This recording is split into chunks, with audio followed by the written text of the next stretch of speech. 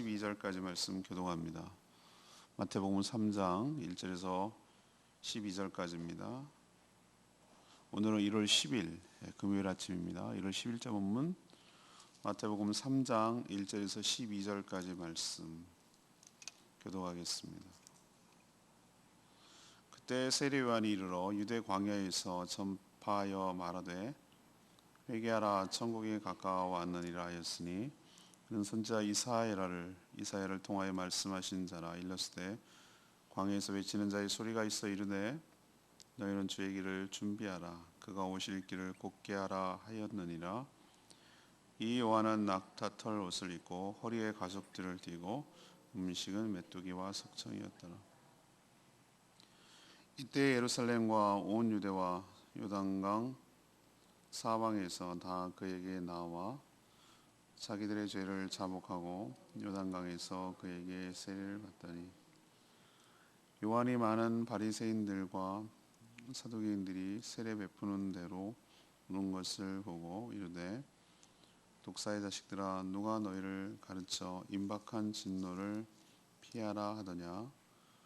그러므로 회개에 합당한 열매를 맺고 속으로 아브라함이 우리 조상이라고 생각하지 말라. 내가 너희에게 이르노니 하나님이 능히 이 돌들로도 아브라함의 자손이 되게 하시리라. 이미 도끼가 나무 뿌리에 놓였으니 좋은 열매를 맺지 아니하는 나무마다 찍혀 불에 던지리라. 나는 너희로 회개하게 하기 위하여 물로 세례를 베풀거니와 내 뒤에 오시는 이는 나보다 능력이 많으시니 나는 그의 신을 들기도 감당하지 못하겠노라. 그는 성령과 불로 너희에게 세례를 베푸실 것이요 손에 키를 들고 자기의 타작마당을 정하게 하여 알고 모아 곳간에 드리고 쭉정이는 꺼지지 않는 불에 태우시리라. 아멘. 세례 요한이 나타나 천국이 가까웠으니 회개하라고 촉구합니다.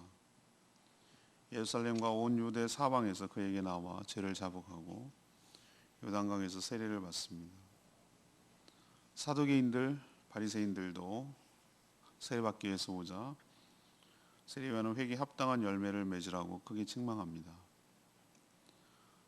그리고 자기 뒤에 오시는 분은 능력이 많아서 물이 아니라 성령과 불로 세례를 줄 것이며 또 동시에 타작마당에서 심판하실 것이다 라고 이야기하는 내용, 경고하는 내용이 오늘 주로 내용입니다. 그래서 오늘 질문은 세례 요한의 말 그리고 세례 요한의 삶, 말과 삶에서 얻는 교훈은 무엇입니까? 이것이 오늘 질문입니다. 첫 번째로 1절에서 6절까지 말씀, 다시 오실 주의 길을 예비해야 합니다. 세례 요한은 이사야 선지자가 예언한 바로 그 마지막 구약 시대 선지자였습니다. 이사야 40장 3절에 나오는 말씀인데 출 바벨론 할 때 미리 예비하고 알리라는 의미로 얘기한 것인데 이것을 예수님이 오시기 전, 왕이 오시기 전에 미리 그 길을 예비하는 세례 요한의 탄생을 예고했던 말로 인용을 합니다. 광야에 외치는 소리,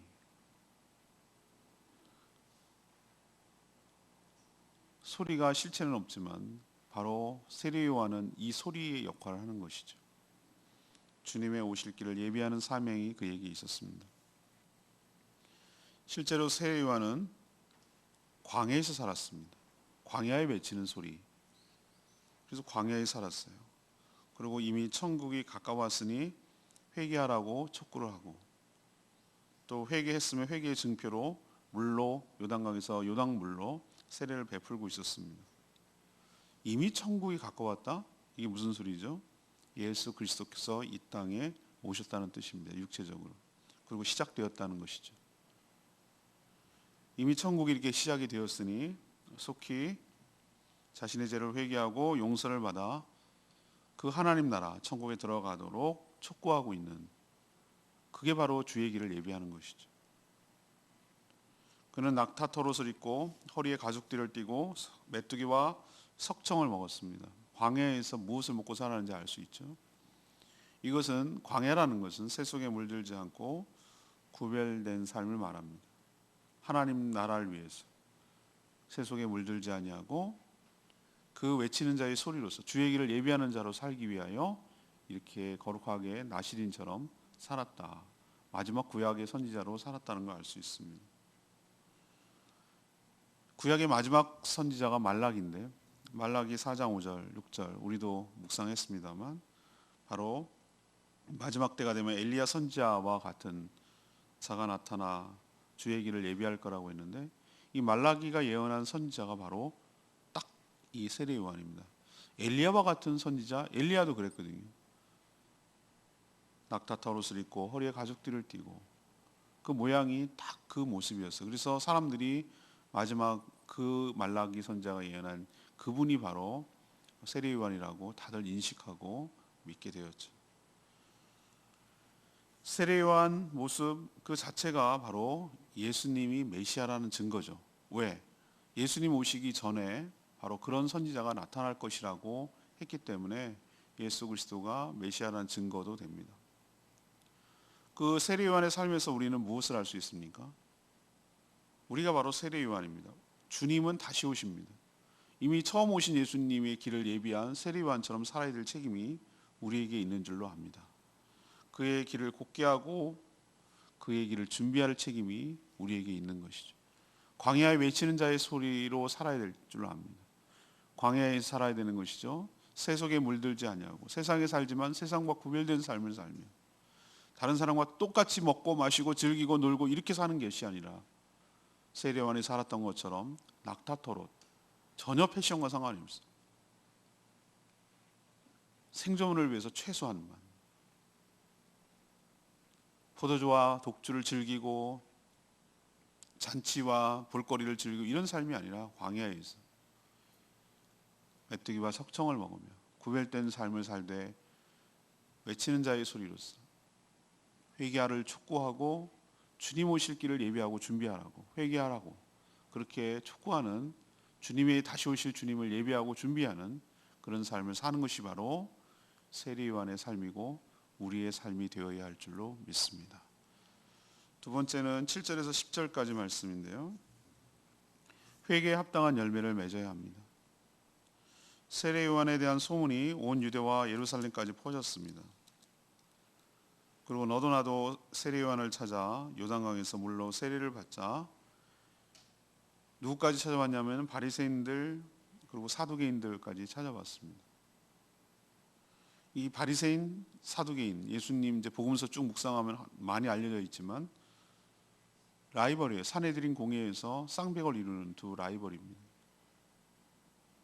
그리고 늘 자신이 옳고 의롭다고 생각하는 그런 교만함, 그런 생각들로 가득 찬 교만한 자들이었어요. 둘 다 마찬가지였어요.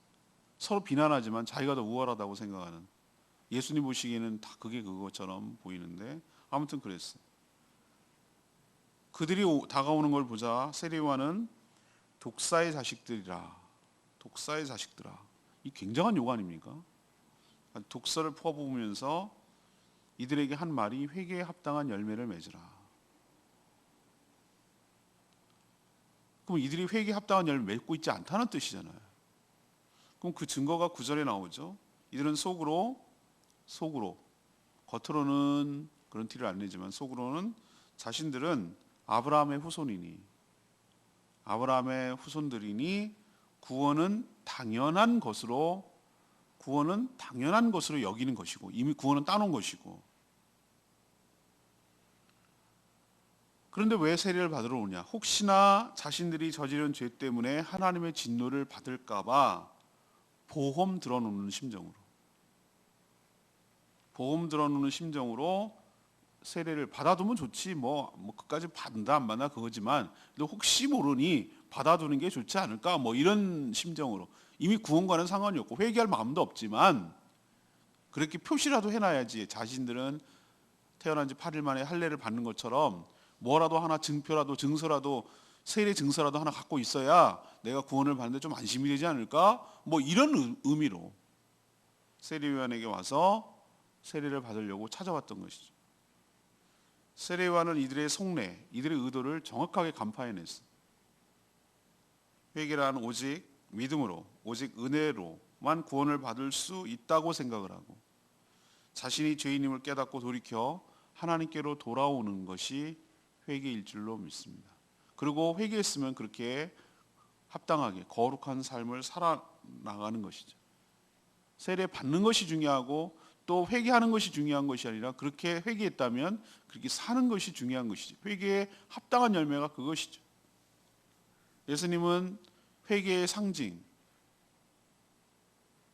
삭개오는 언제 물로 세례를 받았다는 얘기 없어요.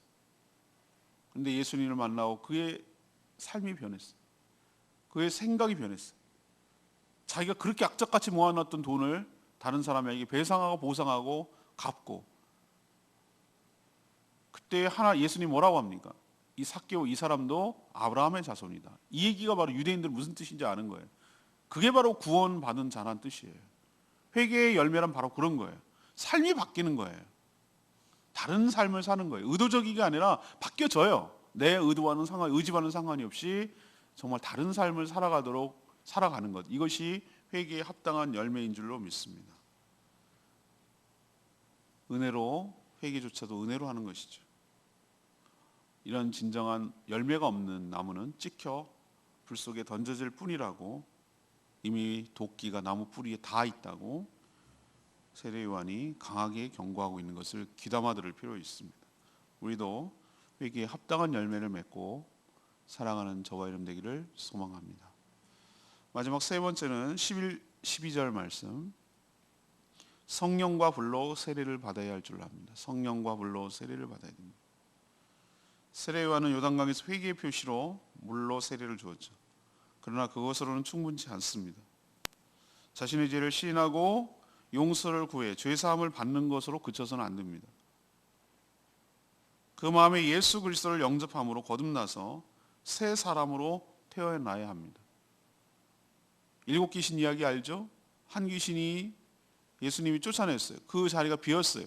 그 빈 자리를 예수 그리스도 성령으로 채우지 않으면, 비어 있으면 그 빈 자리를 다른 더한 독한 7 귀신이 찾아와서 또아리를 들고 자리를 잡는다 이 말입니다.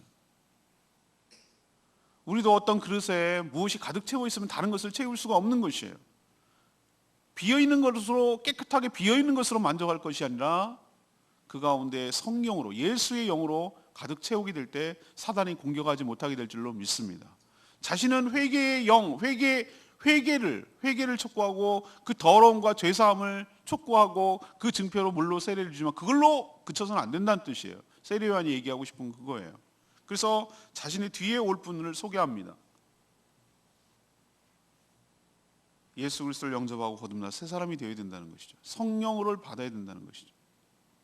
세례 요한은 그 일은 자신이 할 수 없고 자신의 뒤에 자기 뒤에 오실 그분이 하실 것이라고 말합니다. 그리고 그분은 능력이 많으신 분인데, 그분은 예수 그리스도신데 불과 성령으로 세례를 주실 분이다 라고 지금 소개하고 있습니다. 성령으로 세례를 받는다. 이것은 바로 그가 회개함으로 죄사함을 받을 때, 예수 그리스도를 믿고 영접할 때 성령이 그 안으로 들어간다는 뜻입니다. 그래서 새로운 피조물로 만드신다는 뜻이기도 합니다. 성령을 받으면 전혀 다른 사람이 됩니다. 전과는 완전히 다른 사람이 됩니다. 겉모양은 똑같습니다. 우리도 마트에 가면은 유정란은 더 비싸게 합니다. 무정란은 아무리 달걀 먹는 거 품어봐야 썩습니다. 유정란만 품으면은 병아리가 나옵니다. 생명이 있기 때문에. 겉모습은 똑같습니다. 껍질도 있고 똑같이 생겼어요. 그러나 전혀 달라요. 그 안에 성령이 있느냐 없느냐는 완전히 달라요. 완전히 달라요. 우리도 똑같이 사람 모양으로 생겼다고 똑같은 사람이 아니에요. 우리 안에 예수 그리스도를 영접함으로 성령을 받게 되면 그 사람은 하나님의 자녀가 되는, 거듭나는 새로운 피조물이 되는 놀라운 역사가 있게 될 줄로 믿습니다.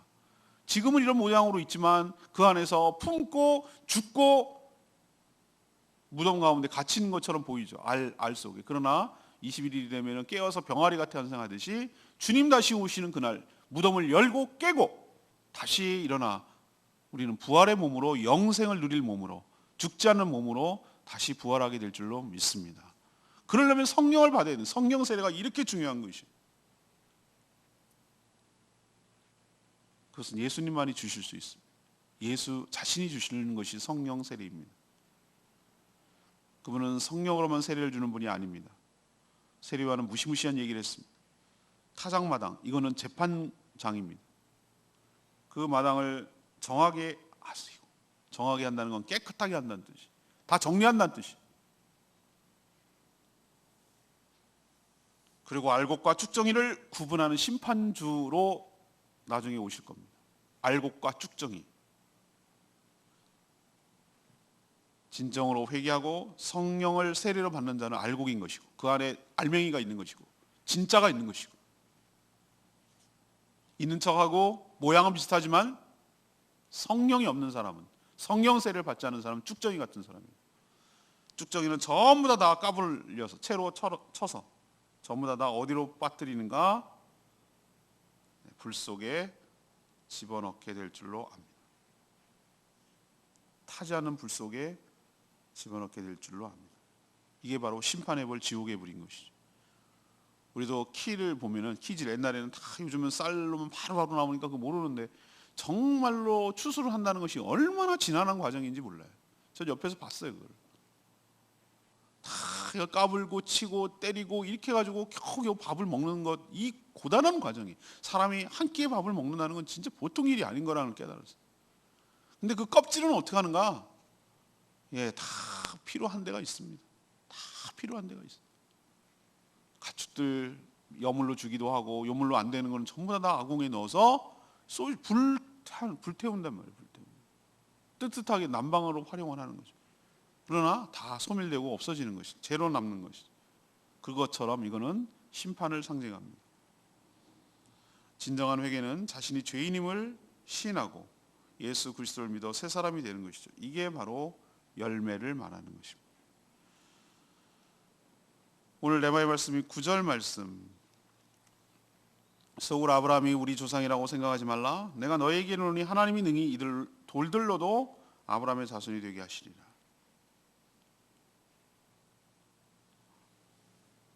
유대인들은 이방인을 돌처럼 취급했어요. 아주 가치 없는 하찮은 존재라고 했어요. 근데 이 세례요한이 아주 무시무시한 얘기를 해요. 너네들은 당연으로, 혈통으로 당연히 아브라함 조상이라고 생각하냐? 아니다. 하나님은 너희들이 돌멩이같이 생각하는 저 이방인들조차도 아브라함의 자손을 만들 수 있는 분이다 라고 독서를 얘기했죠. 세례 요한 말고 사도 요한이 있어요. 사도 요한 1장 13절 요한복음에 이런 얘기를 했어요. 영접하는 자 곧 그 이름을 믿는 자에게는 하나님의 자녀가 되는 권세를 주신다는 얘기를 하면서, 안 되는 거, 예수 그리스도를 믿고 영접하는 것이 아닌 짝퉁을 세 가지 얘기했어요. 구원받을 수 없는 비슷하나 구원을 받을 수 없는 세 가지. 하나는 혈통, 육정, 사람의 뜻. 이게 요한복음 1장 13절에 나오는 짝퉁 세 가지예요. 혈통이란 무엇입니까? 유대인들처럼 자신들이 아브라함의 후손들이기 때문에, 아브라함이 자신의 조상이기 때문에 구원을 받는다라고 생각하는 것. 요즘 우리로 치면 뭡니까? 내가 몇 대째 모태신앙이고 내가 몇 대째 예수를 믿는데, 저는 3대째 예수를 믿으면 그러면 자동으로 저는 구원을 받는 거냐? 아니란 말이에요. 우리 아들이 그러면 4대째 예수를 믿으니 자동으로 예수를 구원을 받는, 아니란 말이에요. 아닌 걸 얘기하고 있는 거예요. 혈통 아닙니다. 아버지가 목회자라도 자녀가 구원받는다는 보장 없어요. 그건 틀림없어요. 안 되는 걸 얘기하는 거예요. 그럼 거꾸로 부모가 잘못하고 살았어도 자녀가 얘는 구원 못 받으리라는 보장도 없는 거예요. 그것도 틀렸어요.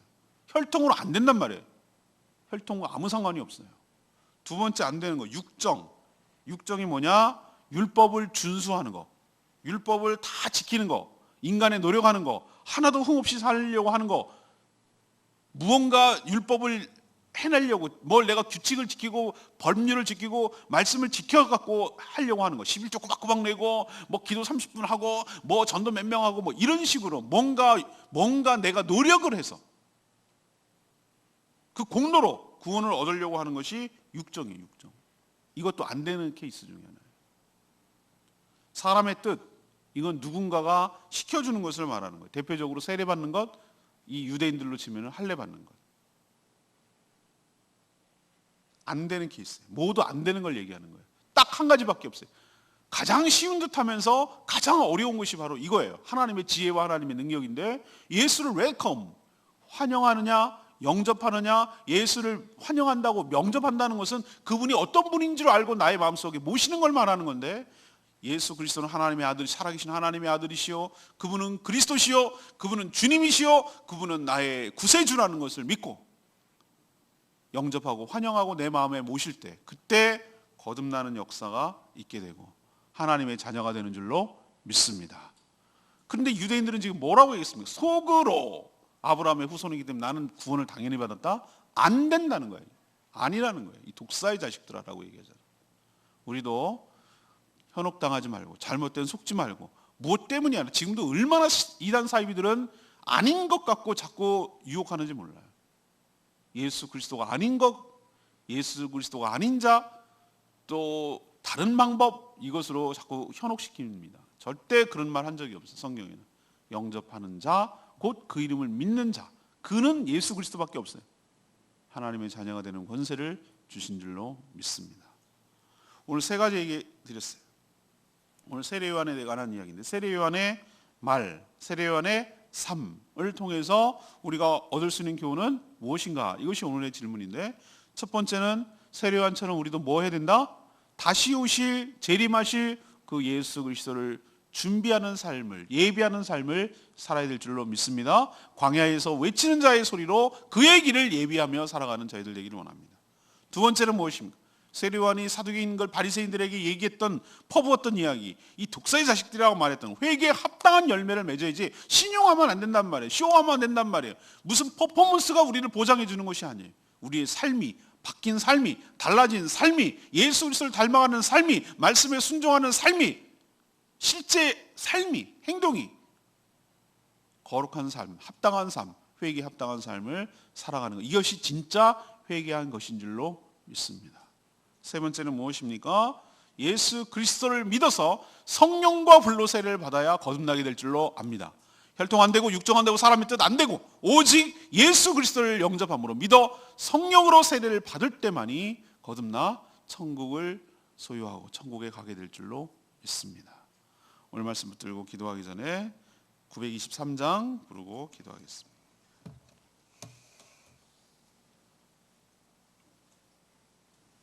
찬양지 923장, 주님 나라 임하시네. 그렇습니다. 주님이 나라 임하십니다.